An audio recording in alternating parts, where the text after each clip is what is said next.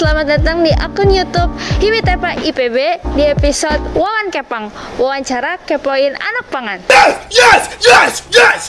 Pada episode kali ini kita akan mewawancarai ITP angkatan 57 dan 58 seputar kehidupan anak ITP dan seberapa sih mereka kenal tentang Departemen ITP. Yuk ikutin keseruannya.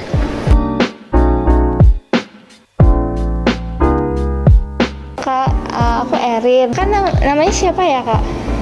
Kalau aku kita dari ITP 57. Aku juga Ulan dari ITP 57. Halo, boleh perkenalan diri dulu? Halo, kenalin aku Azahra dari ITP 58. Kalau kuliah di ITP itu susah atau gampang?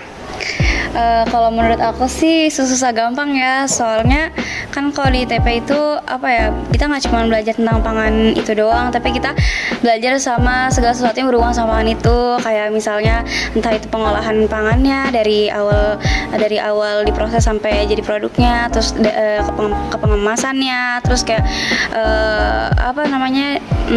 cara kita untuk mempertahankan pangan itu supaya bisa umur simpannya panjang, terus kayak keamanan pangannya, contohnya kadar mikrobanya itu kita harus kontrol juga gitu sih. Jadi emang cukup kompleks gitu, nggak sesederhana itu juga gitu. Kuliah di ITP itu menurut kamu gampang atau susah sih, Ra?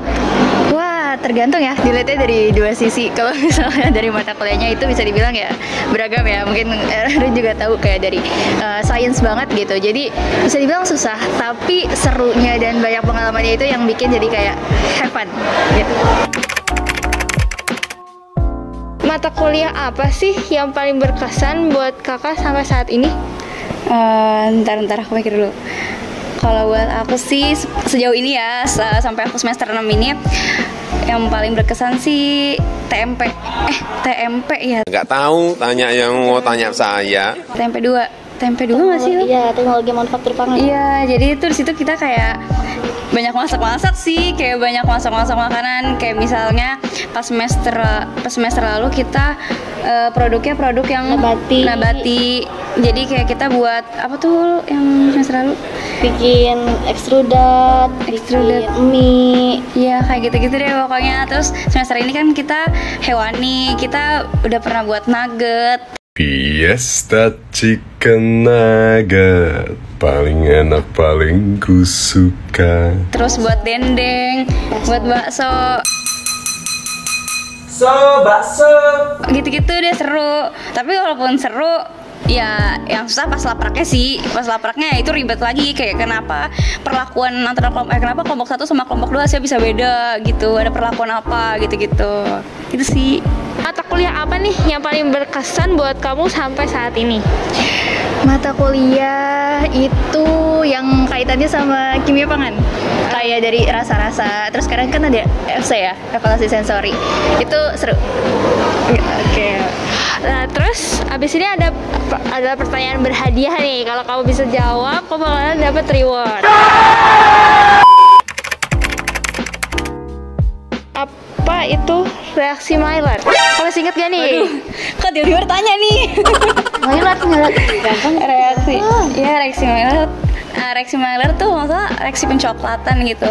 Jadi kayak reaksi pencoklatan tapi non enzimatis. Jadi kayak reaksi antara gula produksi sama asam amino gitu atau protein gitu deh. Yang aku tahu mah. Apa sih itu reaksi Maillard? Masih ingat gak nih, Ra? Wah, reaksi Maillard perubahan dari perubahan enzim reaksi pencoklatan. Iya. Perubahan warna coklat. Tapi non enzimatis. Skip deh, ntar aku salah.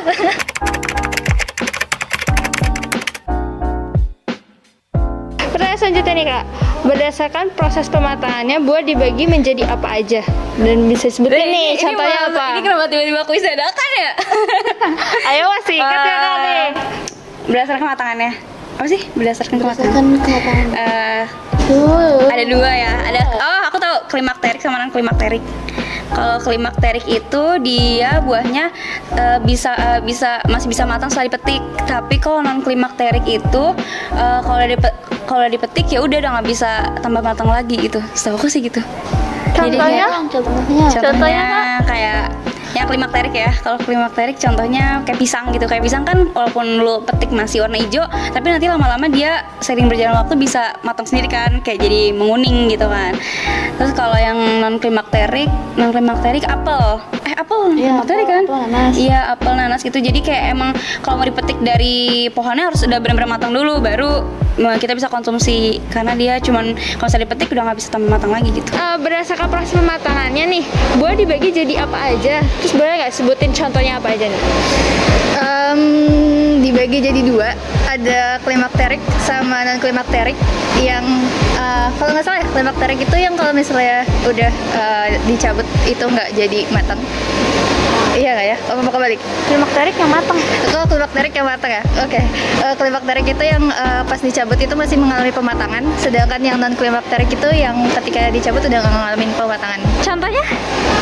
Klimakterik itu pisang, terus kalau non klimakterik itu ada strawberry.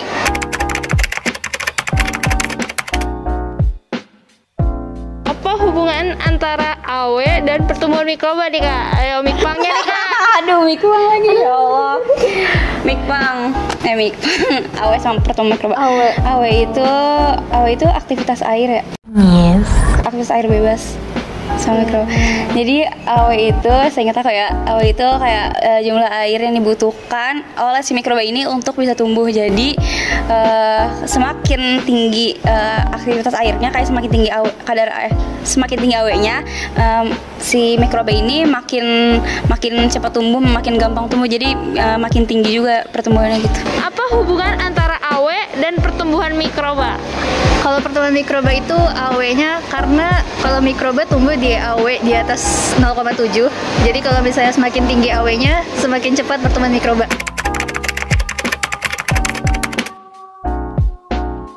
Apa kesibukan kakak saat ini selain kuliah? Kalau selain akademik sih, aku ikut BEM sih.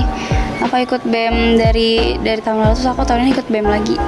Di Bismit udah sih, di Bismit, bisnis biro bisnis kerja sama apa ya? Nggak tahu, pokoknya Bismit tentang bisnis gitu di BEM. Apa kesibukan kamu saat ini selain kuliah, Ra? Kesibukan saat ini aku lagi ada di organisasi sama ikut Mega Proker ITP. Ya apa tuh? Boleh kasih tahu? Aku ikut di FPDC dan LCT. Terima kasih ya Kak sudah bersedia untuk diwawancarain. Iya, sama-sama.